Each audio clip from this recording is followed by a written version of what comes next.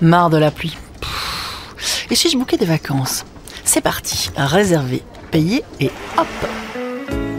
Ah mince, pas de confirmation. Mais j'ai bien été débité 1700 € envolés et je ne suis pas la seule à tomber dans le panneau. J'ai perdu au final 212 €, un peu de frustration quand même et un peu de culpabilité aussi. On a perdu 2940 € et c'est sûr qu'on se sent lésé et arnaqué. Des escroqueries de plus en plus difficiles à repérer car les pirates informatiques redoublent d'ingéniosité. En novembre dernier, Laurent réserve un hôtel près de Mons via Booking.com pour le réveillon de Noël avec paiement différé. Rien d'anormal jusqu'au jour où... Un beau matin, je me réveille et je vois que j'ai une demande de paiement pour l'hôtel en question avec un lien dans le mail. Moi, je ne fais pas très attention, je clique sur le lien, j'arrive sur une page relativement, on va dire, fort semblable à celle de Booking. Et donc, je rentre mes informations de paiement et je reçois du coup un message de ma banque me demandant de valider la transaction. C'est là que tout bascule. Quelques secondes après, une deuxième demande de paiement apparaît.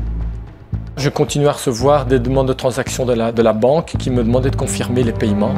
Ces paiements étaient de plus de 100 € à chaque fois et augmentaient un petit peu plus à chaque demande. Laurent contacte sa banque et bloque sa carte, mais le mal était fait. Nous ne pouvons pas donner suite étant donné que vous avez validé de manière volontaire, etc., des transactions et donc malheureusement, voilà, nous ne couvrons pas ce type, on va dire, de fraude. En analysant la situation, Laurent comprend comment il s'est fait piéger. Je vais quand même vérifier cette URL pour voir s'il y a quelque chose dedans qui est bizarre. Et j'avais regardé, il y avait vraiment juste le i en fait qui remplaçait un L dans l'URL. Donc c'est vrai qu'ils avaient franchement très bien fait ça, il faut avouer. Franck aussi est tombé dans un piège bien orchestré. Pour partir skier entre amis, il trouve sur le site de Booking un superbe appartement avec piscine intérieure.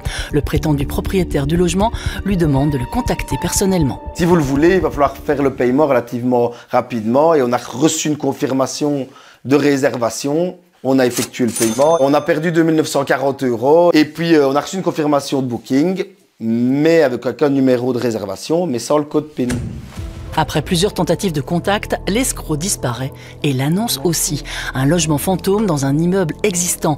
Se sentant floué, Franck et ses amis ont porté plainte à la police, mais surtout, ils remettent en cause la plateforme. Ce qui me turlupine, c'est vraiment le cheminement, je veux dire l'arrivée à que Booking accepte qu'on doive contacter le propriétaire pour avoir son aval, alors ça ne devrait même pas exister. Le service client de Booking est en contact avec nos 2 voyageurs. Une enquête est en cours.